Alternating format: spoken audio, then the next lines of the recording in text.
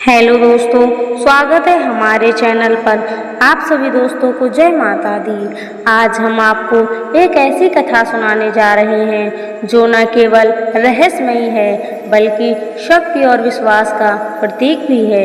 एक ऐसा राक्षस रक्त बीज जिसे मारना लगभग असंभव था। हर बार जब उसका रक्त धरती पर गिरता उसी क्षण एक नया रक्त बीज जन्म लेता। तब देवताओं की पुकार सुनकर माँ पार्वती ने धारण किया महाकाली का विकराल रूप। आइए जानते हैं रक्त बीज की कहानी और कैसे उसका अंत देवी महाकाली के हाथों। माँ दुर्गा का जन्म महिषासुर, धूम्रलोचन, शुंभ निशुंभ आदि जैसे दैत्यों का संहार के लिए हुआ और इसके लिए माँ ने कई अवतार भी लिए। इन्हीं में से एक महाशक्तिशाली दैत्य था रक्त बीज। चंड मुंड संघारे शोणित बीज हरे। माँ दुर्गा की आरती करते समय आप इस पंक्ति को जरूर पढ़ते होंगे, लेकिन इस पर आपका ध्यान नहीं गया होगा। इस पंक्ति का अर्थ है चंड मुंड शीश का संहार किया और शोणित रक्त बीज को हर लिया, यानी रक्त बीज का वध किया। देवी दुर्गा को शक्ति का साक्षात स्वरूप माना जाता है। माता रानी अपने भक्तों पर दया दृष्टि रखती हैं, लेकिन दुष्ट और दुराचारियों पर विध्वंस भी करती हैं। महिषासुर अति बलशाली दैत्य था जिसका संहार देवता भी नहीं कर सके, इसीलिए देवी दुर्गा का जन्म हुआ।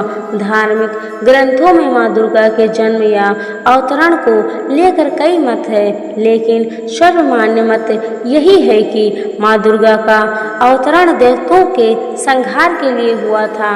नवरात्रि में हम नौ दुर्गा यानी माँ दुर्गा के 9 अवतारों की पूजा करते हैं, लेकिन जब दैत्यों के संहार के लिए माँ दुर्गा का जन्म हो चुका था तो फिर क्यों माँ दुर्गा को कई अवतार लेने पड़े? आइए जानते हैं इसके बारे में। महिषासुर, धूम्रलोचन, शुंभ निशुंभ आदि ये सभी दैत्य हैं जिनके वध के लिए माँ दुर्गा ने अलग अलग अवतार लिए। इन सभी दैत्यों में रक्त बीज सबसे बलशाली दैत्य था जिसका वध करना देवताओं के लिए भी आसान नहीं था। दुर्गा सप्तशती के 8वें अध्याय और मार्कंडेय पुराण में रक्त बीज के बारे में विस्तार पूर्वक बतलाया गया है। रक्त बीज ने अपने कठोर तप से शिव जी को प्रसन्न कर उनसे वरदान प्राप्त किया था कि जहाँ जहाँ उसके रक्त की बूंदें गिरेंगी उससे उसी की तरह एक नया रक्त बीज पैदा हो जाएगा। इसीलिए युद्ध में जब भी देवता उस पर प्रहार करते उसकी रक्त की बूंदों से नए रक्त बीज दैत्यों का जन्म हो जाता। इसीलिए सभी देवता मिलकर भी उसका अंत नहीं कर सके और धीरे धीरे रक्त बीज का दुराचार बढ़ने लगा। पौराणिक धार्मिक कथाओं के अनुसार महर्षि कश्यप और दिति के गर्भ से रक्त बीज उत्पन्न हुआ था। कहा जाता है कि पूर्व जन्म में रक्त बीज असुर सम्राट रंभ था। एक बार सम्राट रंभ तपस्या में लीन था, तभी इंद्र ने उसे छल पूर्वक मार दिया। इस तरह से रक्त बीज के रूप में ही सम्राट रंभ का पुनर्जन्म हुआ। उसने फिर से घोर तपस्या की और वरदान प्राप्त किया कि उसके शरीर की एक बूंद भी धरती पर गिरे तो उससे नया रक्त बीज उत्पन्न हो जाए। रक्त का अर्थ लाल या खून से है और बीज का अर्थ जीव से है। इस तरह से रक्त बीज का अर्थ है खून से उत्पन्न होने वाला एक नया जीव। धार्मिक मान्यता के अनुसार आज से लाखों वर्ष पूर्व रक्त बीज नाम का एक दैत्य था जो बहुत शक्तिशाली था। रक्त बीज के संहार के लिए ही माँ दुर्गा का अवतरण हुआ।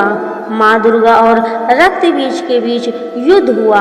माँ दुर्गा जैसे ही उसके अंगों को काटने लगी तो उसके रक्त से नए दैत्य रक्त बीज का जन्म होने लगा। इस तरह से रक्त बीज दैत्य की सेना खड़ी हो गई। आखिरकार माँ ने देवी चंडिका को आदेश दिया कि जब वह रक्त बीज पर प्रहार करे तो वह उसका रक्त पी जाए, इससे नया रक्त बीज उत्पन्न नहीं होगा। इसके बाद माँ पार्वती ने भद्रकाली का रूप धारण किया। माँ पार्वती के इस रूप को संहार का प्रतीक माना जाता है। इस रूप में माँ की बड़ी बड़ी आंखें, शरीर का रंग काला, लंबी जीभ, आंखों में तेज, गले में मुंडमाला और दैत्यों के कटे हाथ थे। माँ काली के इस रूप को अन्य सभी देवी देवताओं में विकराल रूप माना जाता है। जहाँ जहाँ रक्त बीज का रक्त गिरता, माँ उसे पी जाती और इससे नया दैत्य उत्पन्न नहीं हो पाता। कहा जाता है कि इस अवतार में माँ का रूप बहुत विकराल हो गया था और उन्होंने कई राक्षसों को निगल भी लिया था। इस तरह से माँ दुर्गा ने रक्त बीज का संहार किया। तो ये थी रक्त बीज और महाकाली की वह अद्भुत कथा, जो हमें सिखाती है कि अधर्म चाहे जितना भी बलशाली क्यों न हो, अंत में विजय सत्य और शक्ति की ही होती है। अगर आपको ये वीडियो ज्ञानवर्धक और रोचक लगा हो तो कृपया इसे लाइक करें, अपने विचार कमेंट में ज़रूर साझा करें और ऐसे ही और भी आध्यात्मिक कथाओं के लिए हमारे चैनल को सब्सक्राइब करना ना भूलें। जय माता दी। धन्यवाद। फिर मिलेंगे एक नई कथा के साथ में।